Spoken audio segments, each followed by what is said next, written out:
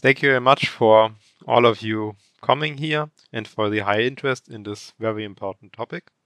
My name is, as introduced, Björn Rohr, and I'm a survey methodologist who very recently, last week, defended his PhD dissertation. And my main topics are I currently started in a DFG funded project at GESIS about modular questionnaire designs and multiple imputation.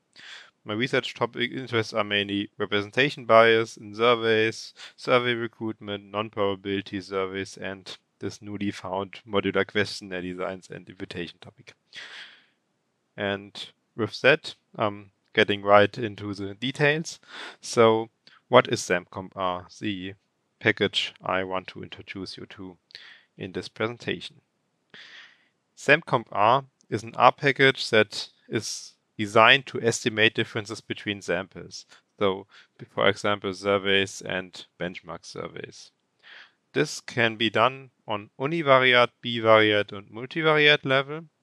And also you can include weighting, bootstrapping, and Bonferroni adjustment to get even more accurate bias estimates and even more accurate results. And also a nice bit of it is that every analysis can be visualized directly from the package and also outputted as a table. Okay, here you see the main functions that are the I would say workhorse of this package, and those are for univariate, bivariate, and multivariate comparisons. And as you can see, there's one function for each of those comparisons doing the analysis, then one function plotting the results, and one function outputting them as a table. Okay, now that I got a little bit into the package frame, I'll explain the example data I want to use in this presentation.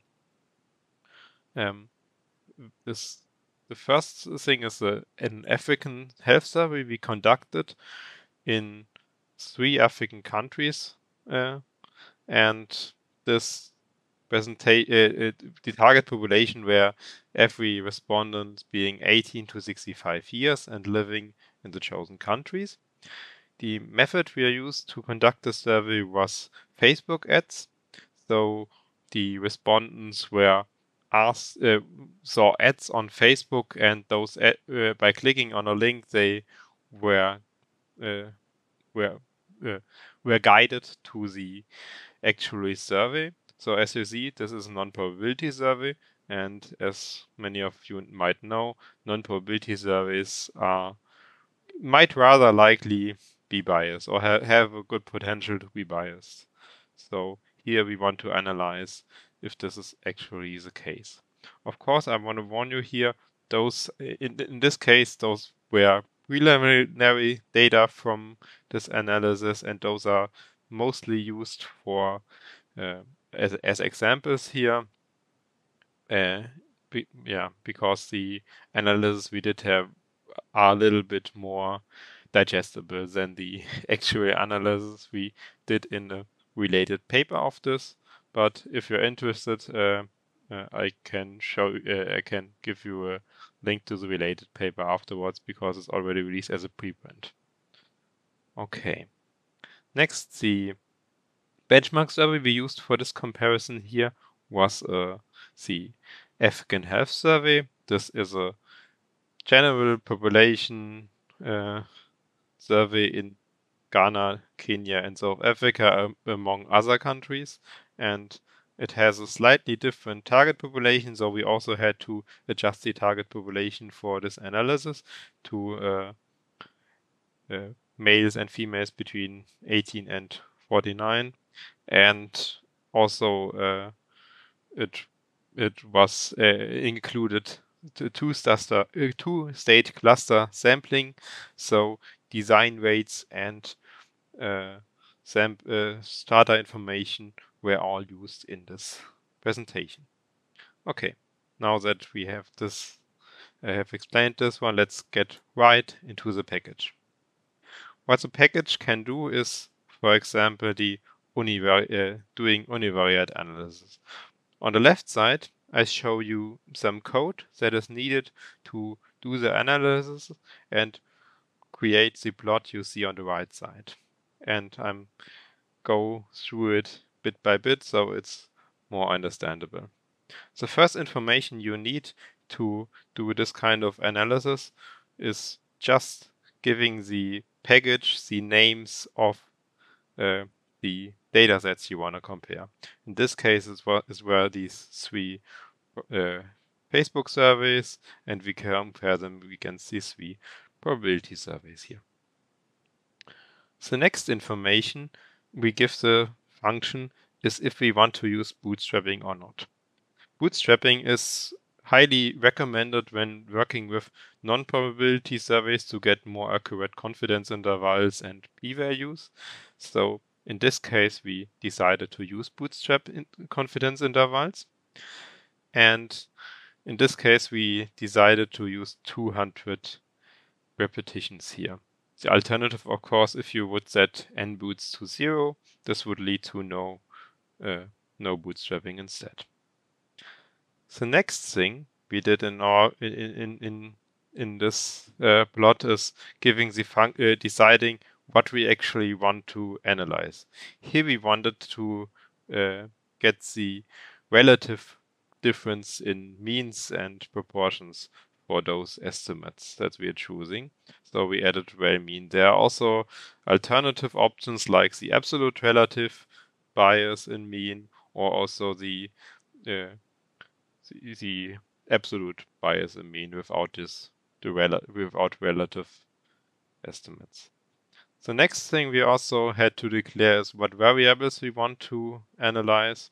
Of course, if you want to analyze all variables of a data set and compare them against the same similarly named variables in the benchmark, you don't have to declare it. But if you just want to set a limited set of variables that, for example, are both in the benchmark and the data set, you have to declare them, and this is just with a character string with names, so how the variables are named in both data sets. Okay, next we are declared a sum metric here. The sum metric is actually this box what you see on the right side here. This gives information on the AARB for those three surveys we want to compare. The AARB is the absolute relative bias. So this is an average bias over all estimates we compared here. There are also alternatives for this, like the RMSE or the MSE, that also can be conducted here. And in the next step, we also decided to use confidence interval adjustments, and in this case it's a Bonferroni adjustment, because as you might know, if you do many comparisons, there might be a significant effect even by chance. So this confidence interval, confidence Bonferroni adjustment corrects for this potential problem. Here you see just some renamings of the data frames and the benchmarks for the plot, so they are a little bit reader friendly for the plot and the table. And next, what we also added were the mentioned design weights of the benchmark here, and this is easily done by just declaring them for the specific benchmark, or in this case for any benchmark if they are if the same weights are used for all the benchmarks. Okay. Finally, in the last step, we just decided to also relabel the variables, because they to make them look better in the plot, and also changing or deciding some colors here. And this is just a color vector with one color for each dot here. And with that, we put the results of this mentioned function in the plot function, and this is what we get right here, the plot. let's just compare the results real quick. If you are taking a closer look at the plot now, you might have taken a look all along. You will see that most of those variables are actually around the zero bias axis, so most of those are rather unbiased.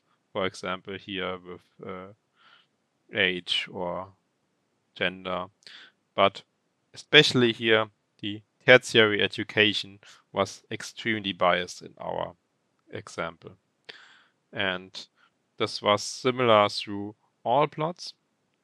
And if you now take a look at this box right here, the average bias estimates are pretty close together also. We see that Ghana is a little bit higher than in Kenya and South Africa, but overall the bias was on average very similar. It came just to this tertiary education variable, which was extremely biased on a univariate level.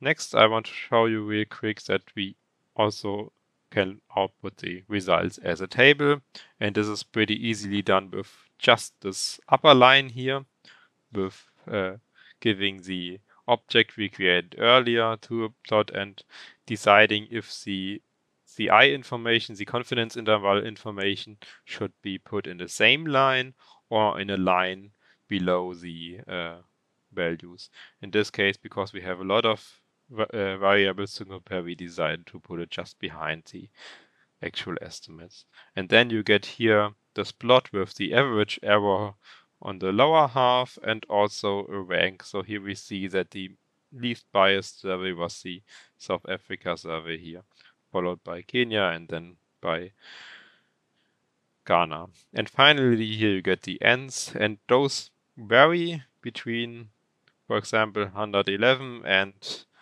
494, because in this case some of those variables had lower number of answers than others.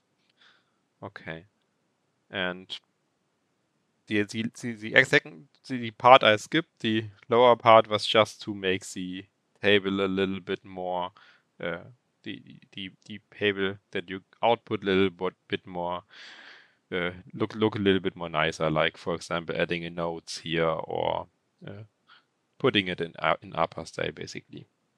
Okay, now I'm heading to bivariate comparison, and here again I show you the code on the left side and the corresponding plot on the right side.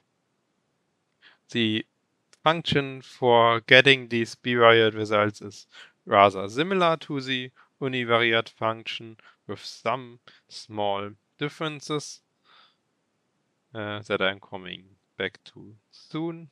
I just give you a little bit more information what is actually done here in this analysis.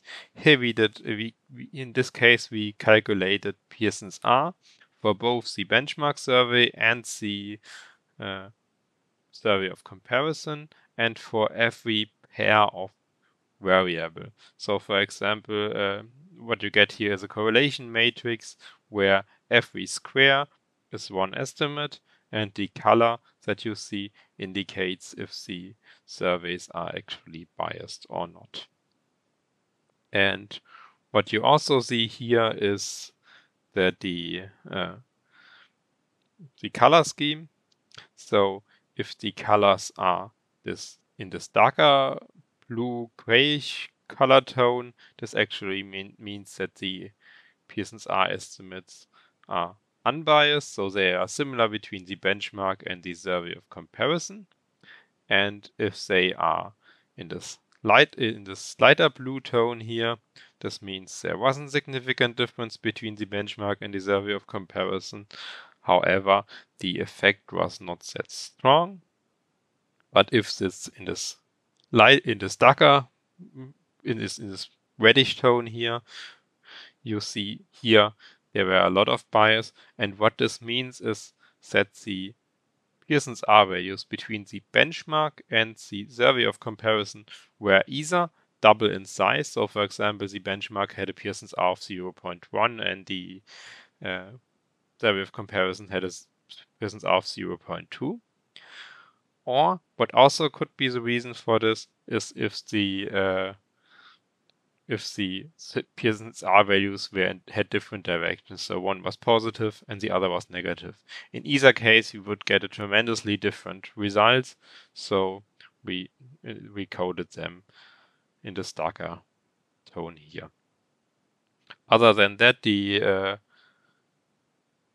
code is very similar, and yeah, you get just the same plot with inputting the object into the plot function here. Okay, now let's compare those results real quick. What you see here is first that Ghana and Kenya are pretty similar in bias and are slightly more biased than South African estimates. So for example, in South Africa, around 95% of estimates were actually unbiased, while in Ghana and Kenya, those values were with around 72 to 75%, a little bit higher, lower than the unbiased results in South Africa. And what we also see is that most of the time when the estimates were biased, they actually show large biases here. So here it would be hard to interpret those results similar between the DHS and the survey. So with those surveys, one should be careful. With those estimates, one should be careful here. Okay. Next, I'm finishing with the multivariate comparison here. And what you see here in those plots is they look pretty similar to the bivariate results. However, every column you see is one regression model. In this case, it was a logistic regression model here for being single or not being single. And every column here is one correlation estimate. And as we can see, the colors are the same as before. And yeah. The next thing, this small difference in the code here is that we have to declare the models, of course, to get regression results. And this can be either done with declaring a set of dependent variables. This is just a vector with variable names and a set of independent variables. And in this case, for every dependent variable, a model will be conducted using all the dedicated independent variables. And this is basically what you get here. And this is done for every country, for every comparison here. So AHS compared to DHS, and then the results are inputted in this function here, and we get a plot. The alternative, so this is like the here you see how those independent vectors would look like. So just variable names put in a vector. An alternative form would be to input a formula list. So here you get one formula for every model you want to compare, save them in a list, and then you basically get the same results. So here, for example, as you can see, we had one formula where single is request on those basically the same independent variables. Just another form to get this, but this can be useful if you don't want to compare the same models or the same independent variables for request the same independent variables on different dependent variables. Okay. Now I also want to talk a little bit about choosing the right benchmark here. And what you saw earlier was a comparison of probability and non-probability surveys.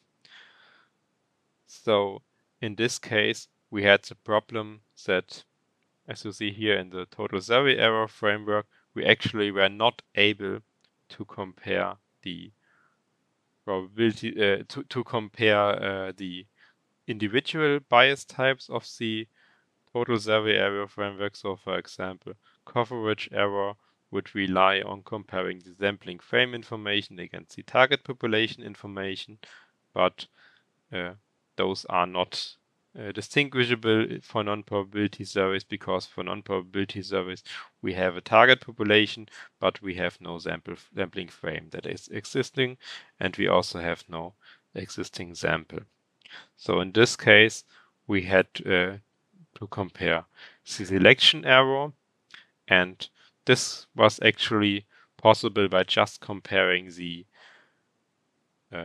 non-probability survey against a benchmark that estimates the whole population here. But in other situations, you want to, for example, compare the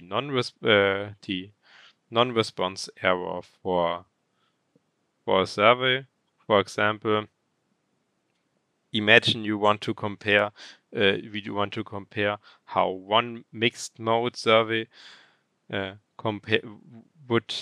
how accurate one mixed mode survey would be if you would leave out one of those modes. For example, in the KODAQS panel, they conducted online and paper mixed mode survey, but the paper mode is, as all of you might know, more expensive than the online mode. So it would be nice or interesting to evaluate if we would get similar accurate results when only conducting the online mode and leaving the paper mode not conducting the paper mode.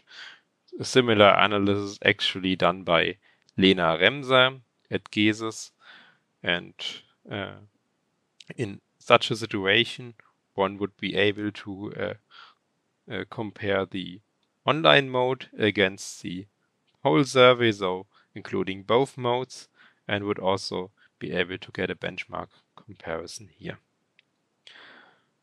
Further, I want to talk a little bit about the quality of the benchmark, because this is the most important factor for your analysis. So if you want to do these comparisons here, you will want to get the most accurate benchmark that you can get. And this can be, for example, the census or the microcensus, if those are available for your variables. Here the problem is that those are not available for any variable that you want to compare. Mostly those include benchmarks based on demographic information. However, there are also other surveys from official statistics that might be helpful here. And another really great benchmark that all of us can use if we are conducting probability surveys are sample frame information. Here we have accurate results that are often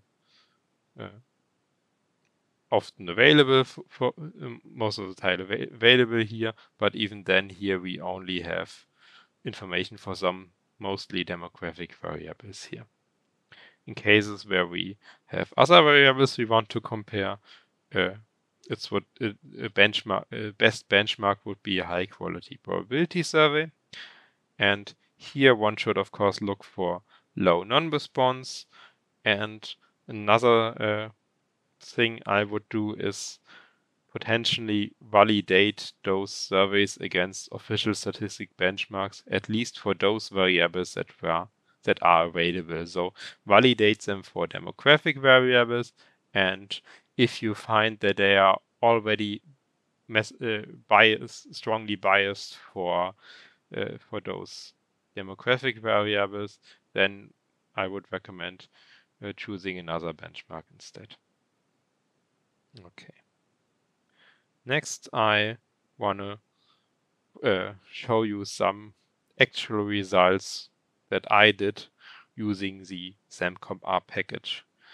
And for example, what you see, what I'm showing you now is a probability and a comparison of probability and non-probability surveys. That is actually part of my dissertation and also published in the Survey Methodology journal and it's a sociological methodology journal.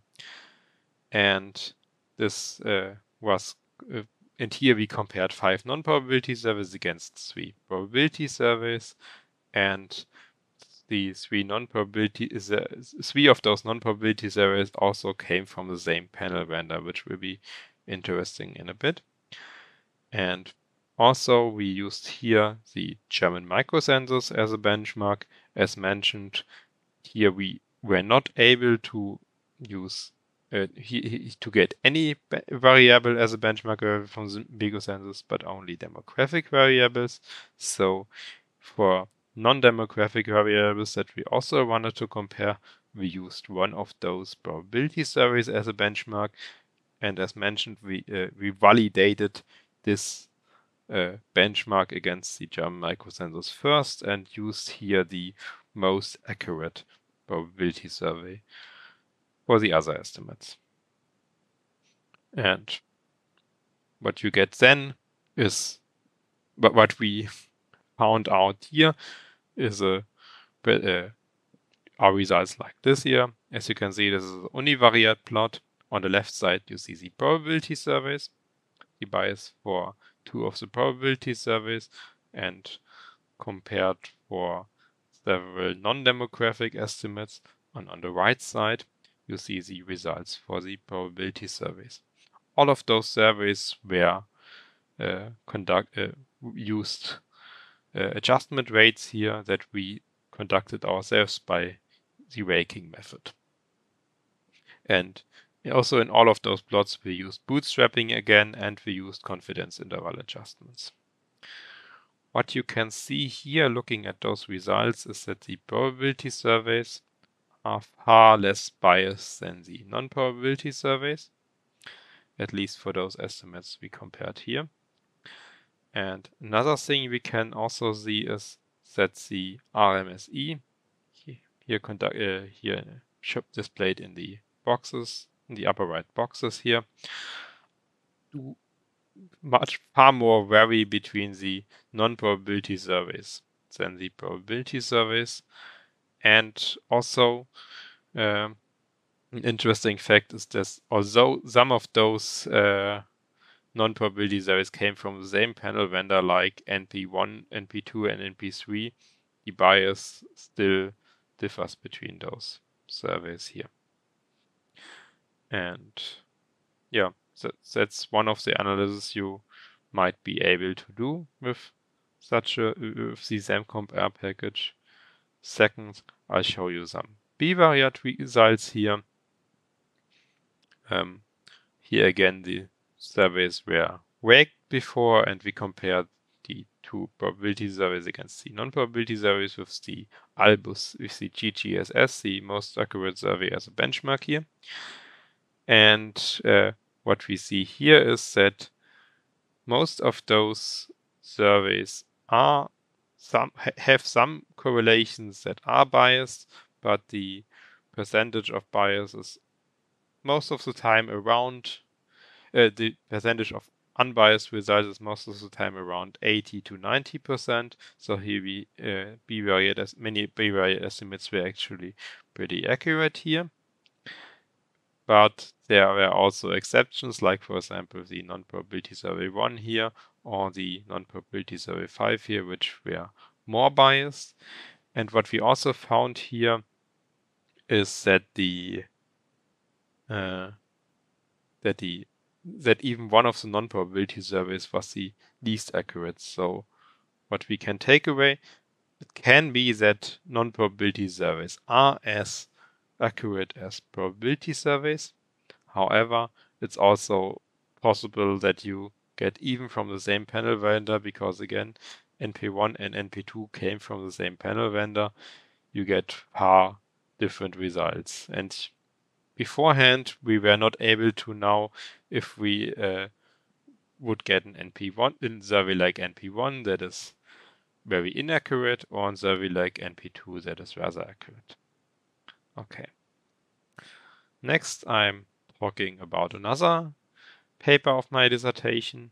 Here I compared several piggybacking recruit panel surveys against one survey that was not piggybacking recruited. So in this table here, you see that the first wave of the GESIS panel, which was conducted in 2013, was actually conducted with a separate recruitment. A separate recruitment means that the respondents were sampled, then invited to participate in a welcome survey, in a first survey, then asked to participate in the panel, and then they were basically panel members if they also participated in the panel waves. However, in piggybacking, in the following years, the GESIS panel was recruited with piggybacking. And piggybacking means that instead of just sampling them from a separate sample frame, you asked respondents that participated in another survey, in this case it was a GGSS and the ISSP of GESIS, to also participate in a panel survey in the GESIS panel. And this can, of course, lead to more non-response because respondents that already participate in one survey might not want to participate in another or even participate in a panel. And we can, just looking at the table here, looking at the number of persons that were recruited for the separate recruitment in the first recruitment part, where afterwards they were invited to join the panel. We see that 35% of the sample actually participate in this survey, but only 29% of the sample actually also agreed to participate in the panel. And then again, only 33% of the whole sample actually joined the panel in the end. But if we are looking at the piggybacking situation, here the first contact survey was a parent survey, in this case a GGSS. It had a response rate of 33%, but then in the next step, it's a far higher difference between those who actually participate in the parent survey and those who agreed to participate in the panel. So here this difference is nearly double to the separate recruitment. And this was the case for any of those surveys. So it was the case for the first piggybacking recruitment, but also for the second piggybacking recruitment and the third piggybacking recruitment. But afterwards, the step between agreement to the panel and actually participating in the panel, here the difference is rather similar to the separate recruitment. So here we see that we get some higher non-response, but we also want to analyze if this leads to higher non-response bias. And this is one of those plots we generated for this analysis here. And here we see the bias on the univariate level directly after recruitment. So those who joined the panel in the results of their first waves were compared against the microcensus again for several demographic variables here. And what we see is that most of those variables are rather unbiased. There are some variables like education that are more biased. Here for lower education, we have underrepresentation, while we have overrepresentation for higher education. That might be very common for many of you. And also here for university education, we also see that university educated were overrepresented by those who do not have any job education, were actually rather underrepresented here. But if you look at the comparison between those three probability surveys, so the separate recruitment and those three piggybacking surveys, you see that the estimates were pretty similar for the separate recruitment and the first and second piggybacking recruitment, but the third piggybacking recruitment actually varied a little bit more. Here we have to be careful because in this year the microcensus also had some trouble with higher non-response rates because of some technical issues and also the epidemic situation. Normally, in the microcensus, everyone that is drawn is also mandated by law to participate, but in this year it was a little bit larger due to those situations here. So maybe this might also explain some of the differences here. Another difference here is that the ISSP in this year was actually only recruited with a postal survey, while all those other recruitments the first contact was face-to-face. This could also have led to a difference between those estimates. Thank you for your attention, and I'm happy to answer any questions you have.